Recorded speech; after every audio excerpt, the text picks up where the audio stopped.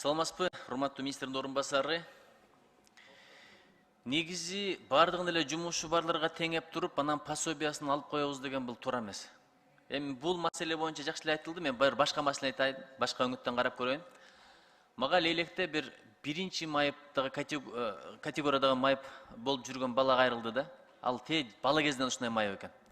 Бирок бир өкүнүчтүүсү, алар деле иштегиси келет экен. Бир IT үйрөнүп, бир өнөр үйрөнүп, жумушка кирип, айлык ала баштагандан баштап балдардын пособиясын кыркып коет экен.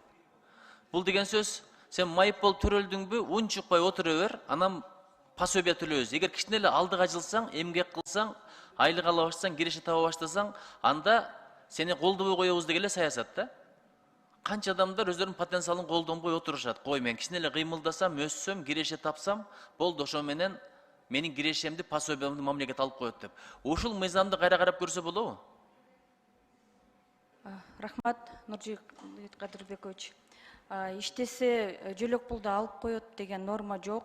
Бирок эгерде иштеген жарандын ошол бардык үй бүлөнүн бардык кирешесин караганда, эгерде үй бүлөнүн ар бир мүчөсүнө 1000 сомдон ашса, ошондо жөлөк пул берилбейт. А эгерде азыркы мыйзамда ошондой. А эгерде 1000 сомго жетпесе, ошол иштеп аткан кирешесин деле чогултканда анда ала алат. Эми элестетип көрүң, 3 баласы болсо, айлыгы болот да жок дегенде бир 15-20 миң. Айтып атпайсызбы, 3000ге чейин 2,5 миңге ким иштейт бир айда? Айтып атпайсызбы, туурабы? 3000 ар бирине бөлө келгенде 1000 сомдон аша турган болсо, ошондо гана алабыз деп. Бул деген сөз алабыз деген эле сөз да. Ошону көбөйтүш керек анда. Ар бир баласына бир 5000ден дебизби, 10 миңден дебизби? Алардын үйдө отурган эмне кереги бар? Стресс болуп, арз арманын айтып, андан көрө иштеп, өсүп, мындай прогресс болгону жакшы, ошого мотивация кылыш керек да. Ушул мыйзамды карап көрсөк болобу? Нуржигит Кадырбекович, азыркы учурда ушул анализ жүргүзүлүп атат, изилдөө. Анан жалпы ушул жөлөк пул системасын кайра карап чыгуу бизде планда бар.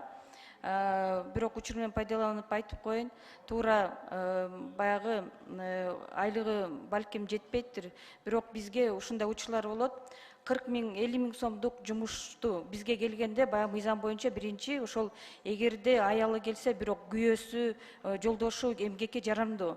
Ал бизде жумушсуз катары каттоого туруп, жумуш таап беришибиз керек.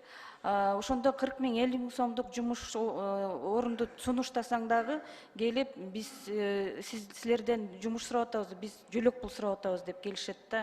Ошол кесибине жараша, жөндөмүнө жараша көп учурлар болгон, таап берет. Мисалы үчүн мен деле ошол первичный документтерди көтөрүп, карап көргөн учурлар болгон. Ал жагы дагы бар. Эми албетте, кой аксагы менен 1000. Азыркы системаны деле пайдаланып бергиси келгендер толтура. Кирешеси бар болсо деле жок деген документти тууралап алып туруп, алсам, жесем дегендер бар. Эмне кылабыз? Бирок өзүңүз көзүңүз менен көрүп мынанган бала кезден баштап майып болгондордун турмушка, коомго социалдашып аралашканына шарт түшүш керек деп эсептейм. Анан экинчи бир маселе, бир машинасы жаңыраак болсо, бир машина алып берсе туугандар, ошол жылына карап дагы балдардын пособиясын кырып коет экен. Бул да киреше деп, туурабы? Нуржигит Кадырбекович, мыйзам боюнча ошол 20 заводдон чыгаргандан жылын эсептеп, эгерде 20 жылга чейин болсо, ал үй бүлө укугу жок. Бирок сиздин сурооңузга толуктайт элем, балким ушундай учурлар болуп калышы мүмкүн. Үй бүлө машина турат короосунда, бирок киреше таппайткан болгон учурлар болушу мүмкүн. Ушундай айрым эле учурларда үй бүлө ушул ар бир мамлекеттик администрациялардын алдында талаш тартыш боюнча, маселени кароо боюнча комиссиялар бар. Ошол комиссиялар карап, ошо жерлерди билет да, эгерде ошо комиссиянын чечими болсо, анда ошол убактылуу жөлөк пулду чектеп турса болот. Түшүнөм. Эгер 20 жыл болсо, азыркы тил менен айтканда 2004-жылы чыккан машина болсо, ошодон бери жагы бүт киреше катары эстелет экен дагы, анан кийин пособиясын алып коет экен. Ушунун өзү туура эмес. Эмне себептен дегенде, туугандары биригип туруп, ага машина алып берди. Кичине машина айдаганды үйрөн дагы, кире кыл, такси айда дагы, кичине бала бакыраңды бакканга кошумча киреше болсун деп алып берсе, мисалы, мына сенин машинаң бар деп туруп анын пособиясын ажыратып койгон туура эмес да. Негизи эле иштешине мотивация бериш керек болуп атпайбы? Бул мотивацияны жок кылып атат. Ал эми машинада калдырбайт, сиз айткандай 40 000 айлык берем десең, буга да макул болбойт. Мага пособияны бер, мен жөн эле ичип жейм деген психологияга тарбиялап атабыз. Ушуну бир карап чыгалычы. Карап чыгалы. Кудай таала эми аларга өздөрү каалап майып болгон жок да. Аларга жардам бериш, кам көрүш сиз менен биздин милдет. Чоң рахмат.